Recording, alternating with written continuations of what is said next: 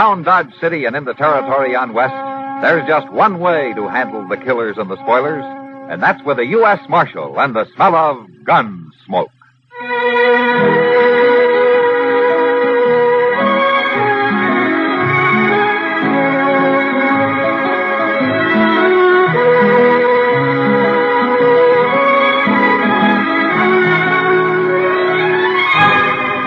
Gunsmoke, starring William Conrad. The story of the violence that moved west with young America. And the story of a man who moved with it. I'm that man. Matt Dillon, United States Marshal. The first man they look for and the last they want to meet. It's a chancy job, and it makes a man watchful. And a little lonely.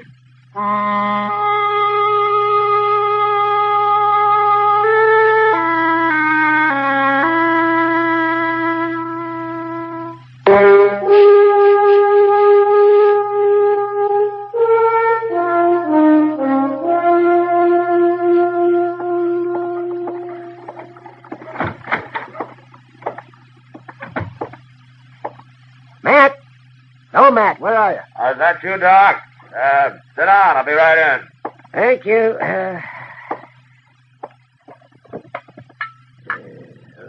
Coffee.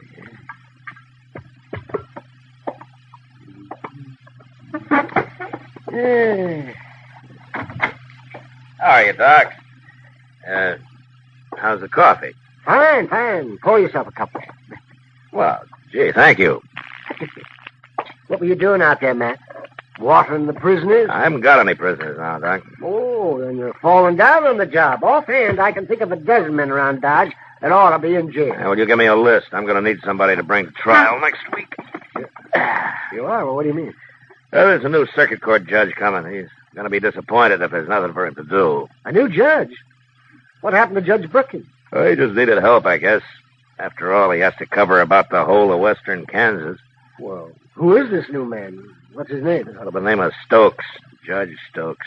That's all I know about him. Stokes? I hope he's a good one. I've seen some remarkably unlearned judges in my time.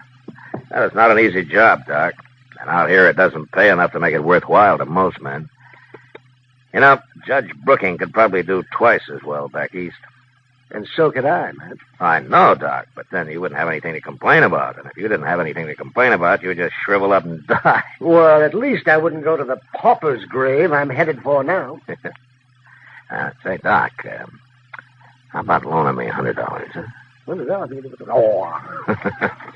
Good morning, Homer. Hello, Mr. Dillon. Chester? Chester. Who's this you got? Well, this is Homer Tisdale, Mr. Dillon. There's a complaint against him. Oh, complaint? Yes, sir. You know Van Walcott, who's took over that little store next to the stage office? Yeah, I know him. Well, sir, he's coming over here in a few minutes. He claims Homer was trying to rob him. Oh.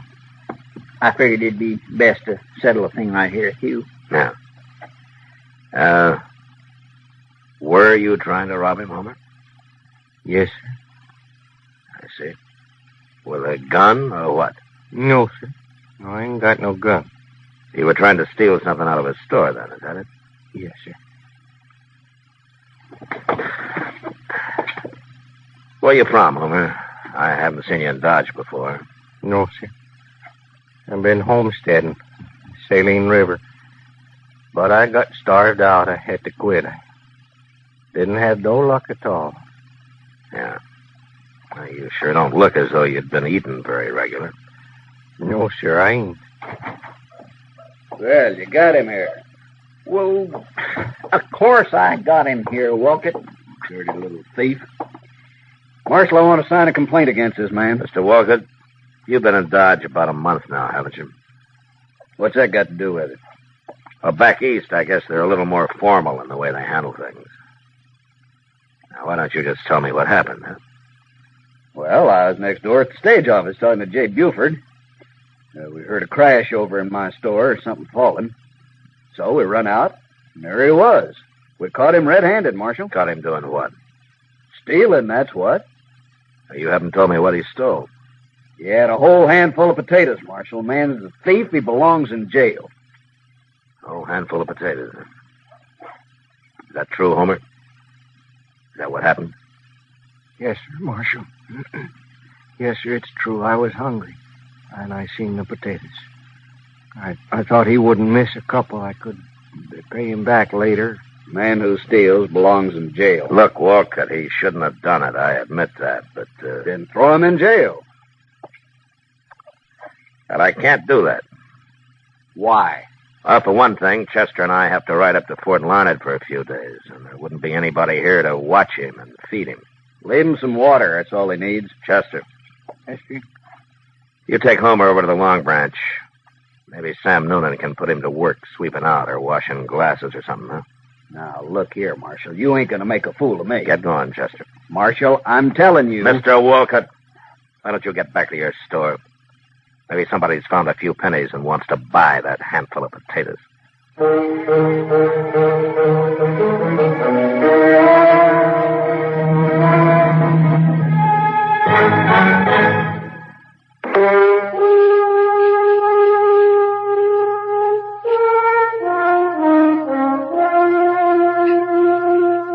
Doc was right. There probably were a dozen men around Dodge that should have been in jail. But if the law was going to start locking up men like Homer Tisdale, I figured they wouldn't need me to handle the job. At least that's what I thought on the way to Fort Larned. It was 4 days later when we got back, and I found out different. We were riding up Front Street past the stage office when Jay Buford, the stage company manager, and Van Walcott spotted us and started yelling. I had Chester take my horse while I got down and went over to see what they wanted.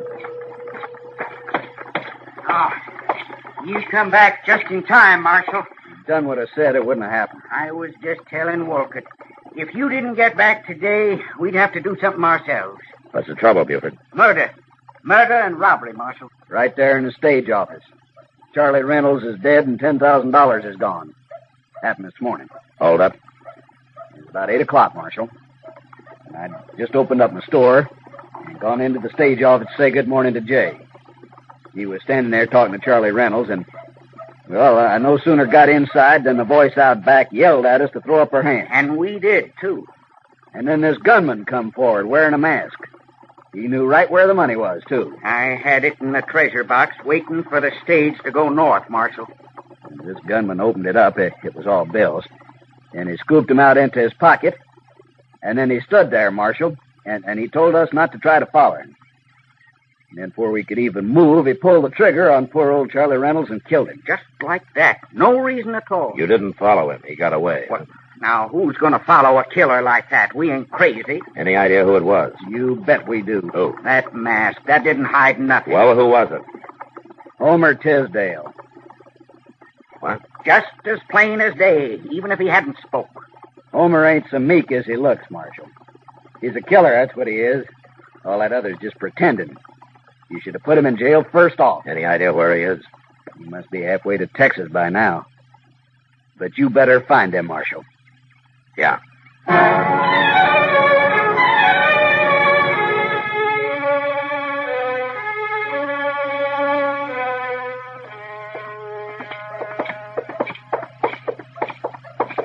Yeah. That Homer's a mighty cool one if he is still in Dodge, Mr. Jones. Maybe he hasn't heard about it yet, Chester. You don't think he did, do you? Well, we'll ask him if he's in here. There he is. Sweeping out back them tables. Yeah.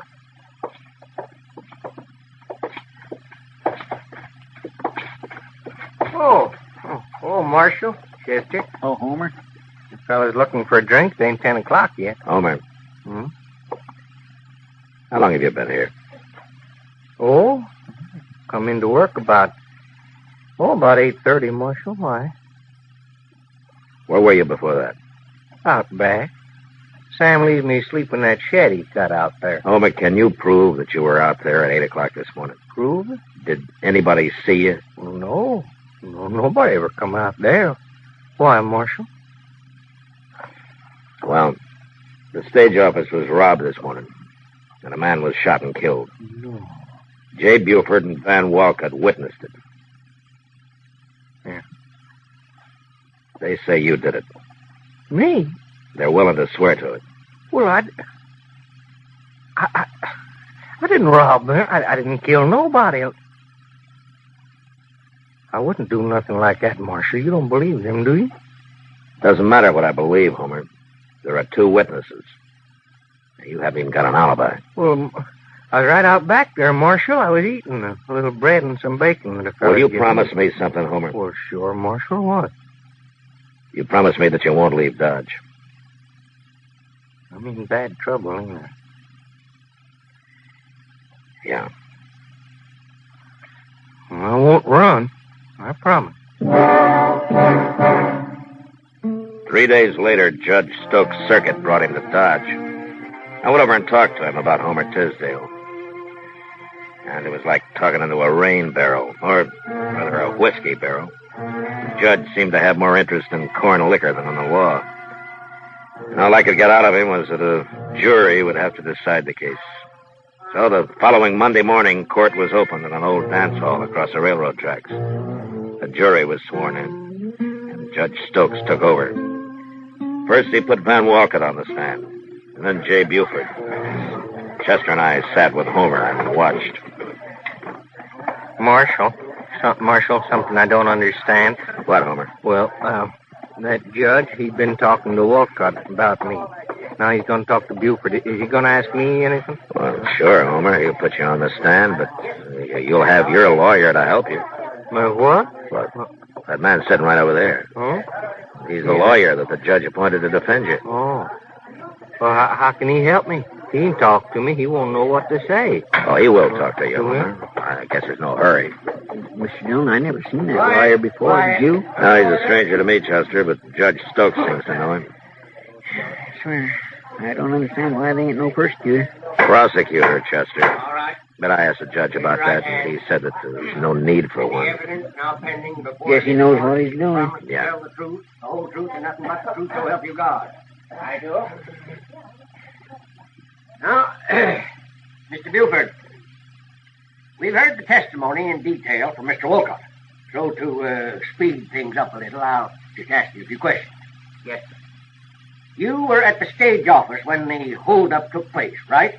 That's right, Your Honor. You saw everything Mr. Wolcott saw. That right? Yes, sir. The bandit came in, took $10,000 in bills out of the box, then shot and killed, what's his name? Charlie Reynolds, Your Honor. Charlie Reynolds. All right, Mr. Buford.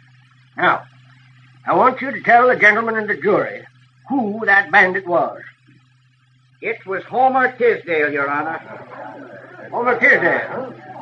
How did you know it was him? Well, he had a mask on, but it didn't really hide nothing. It was him, all right. Besides, it was his voice, plain as day. Then you knew him before? Sure. The day we caught him robbing Wolcott's store. He's been a thief ever since he come to Dodge. Oh, now, look here. Your Honor... You're out of order, Marshal. But, Your Honor, he's giving the jury a wrong impression of this man. Now, believe me, he You is. sit down, Marshal, or I'll hold you in contempt. Your Honor, don't you understand? All right. There. That's better. The jury is competent to judge the evidence, Marshal. All right, Mr. Buford, you may step down. Yes. We'll now hear from the defense. Take over, Mr. Shipp. Oh, Marshal, you didn't talk to me, didn't ask me nothing. You said you would. Just wait a minute, Homer. We'll see what your defense says about it. May it please the court and the gentlemen of the jury, you've heard the evidence. I rest my case. What? Marshal? That ain't no defense. What does that mean, Marshal? He's sitting down already. Marshal? You can't do that. All right, silence. Silence in the court. Silence. The jury will retire to consider the evidence, and it'll return with its verdict in, say, half hour. And it better be the right verdict, or I'll hold you all in contempt. Now, get to work. Marshal, I don't understand, Marshal. I thought a man had a right to say something for himself. Yeah, so did I, Homer. And that defense feller, he didn't help none. Where's the judge going now? Outside for a drink, I expect. Well, what? You wait here with Chester. Will you talk to him, Marshal? Tell him I didn't do it. I'll be back, I Homer. didn't do nothing.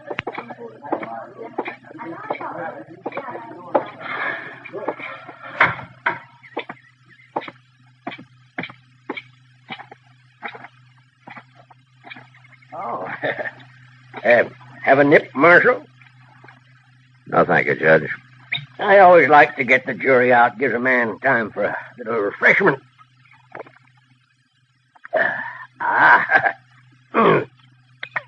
That's good corn you make here. Yeah. You know, Marshal, I'm a drinking man, but I've never been drunk in my life. Never once. Well, that's fine, Judge. Marshal, I'm sorry I had to sit you down so hard in there, but a court's got to be run by one man or it'll get out of hand. I know. I've seen it happen. I've seen some things happen in court, too, Judge. I never saw an accused man not get a chance to defend himself before. Well, you heard the evidence, Marshal. What defense could he make? It'd be just a waste of time. I see. I want to get this trial over with. I got to take the train up to Abilene at midnight. That doesn't give me much time to see Dodge, does it? No, I guess it doesn't. In fact, a half hour's too long for that jury. I'm going to call him back now. You'll excuse me, Marshal? Sure, Judge, sure. Maybe you'll change your mind and have that drink with me after, huh? Yeah, Judge. Maybe.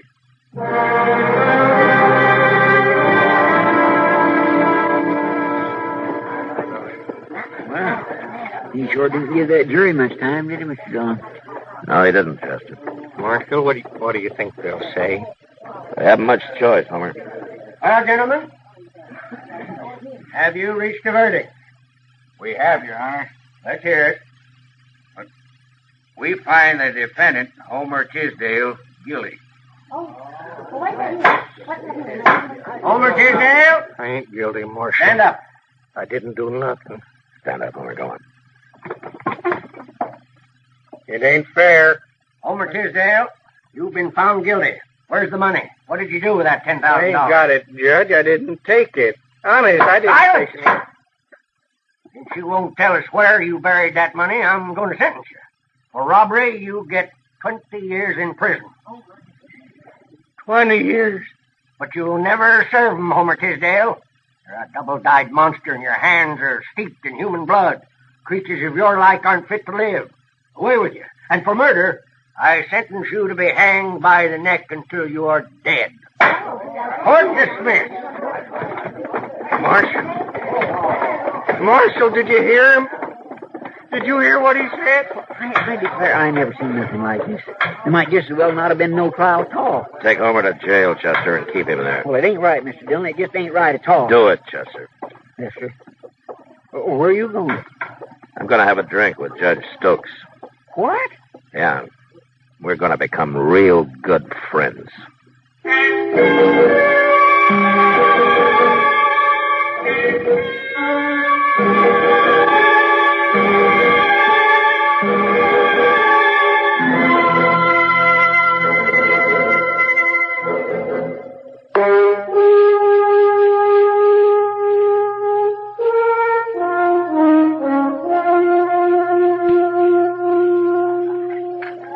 Have another drink, Judge? No more, Miss Kitty. I've got to be going. Ah, pour him one, Kitty. He's got an hour yet before his train leaves. Have you, Judge? Sure. You'll have another, Judge. There you are. You can't sit around a whole hour without a drink. I told you, Aren't you enjoying yourself, Judge? Oh, it isn't that, Miss Kitty, but, I haven't been alone all day long. Well, it's been my pleasure, Judge. I don't often get a chance to be with a man like you. I know, but Sure. There must be things you have to do. I just don't feel right taking up all your time this way. Oh, don't worry about him, Judge. People don't get really serious about breaking the law around here until after midnight anyway. That's right, Judge. I'll tell you what I'll do. I'll put you on the train, and then I'll get to work. Huh? No, I don't want anybody to put me on the train. Well, it's less than an hour from now. Marshal, I insist I go alone. I'm going to leave now. Well, it doesn't take that long to get to the depot, Judge. I want to walk around first by myself. I like being alone sometimes. Well, everybody does. Oh, okay, Judge. Sure, I understand. You go on alone if you want. Well, I'm grateful to you, Marshal, for all you've done. Well, it was a pleasure meeting you, Miss Kitty. Well, goodbye, Judge. Look me up when you come back. Of course. Goodbye. Goodbye, Marshal. Goodbye, Judge. Goodbye. Let me know when he gets out the door, Kitty. I will. I don't know what this is all about, Matt, but I hope I did what you wanted. You were a big help. Got pretty tiresome till we came in here. There it goes. You better hurry if you're going to follow him. Yeah, I'm going to pick up Chester first. I think I know where the judge is going. I'll see you later, Kitty. Yeah, sure.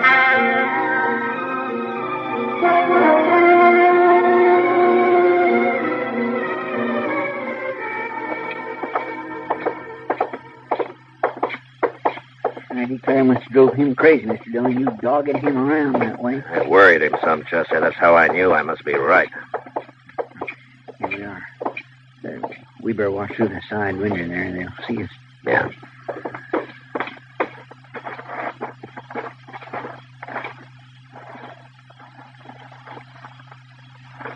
Can you see anything, Mr. Dillon?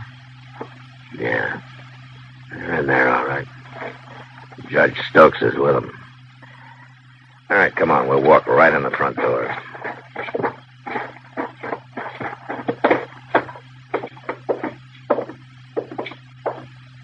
You get to one side when we go in, Chester. Yes, Wait, sir. Gillen! What are you doing here? I thought you wanted to be alone, Judge. Shoot him. Shoot him, I tell you. He knows. Now, Buford, Walker, which one of you is going to shoot me? Now, one of you must have a gun somewhere. You shot Charlie Reynolds. No? Then get your hands up while we search you. I got a gun, Marshal. Here. I'll give it to Get his gun, Chester. It's still in his pocket. Tell me, Judge, how much money did they give you out of the $10,000? I don't know what you're talking about, Marshal, but I'll have you in court for this. Oh, I'll be in court with you and in front of Judge Brooking. You know, you overplayed your hand today, Judge Stokes. You and that bought defense lawyer, and I'll find him before the night's out. You wouldn't dare arrest a judge. Whoever heard of such a thing? Well, now, I guess maybe a judge is a pretty important man, isn't he? He certainly is. Yeah. Well, I tell you, since you are the most important man here, I'm going to give you a cell by yourself. You can have Homer Tisdale's. He won't be needing it anymore.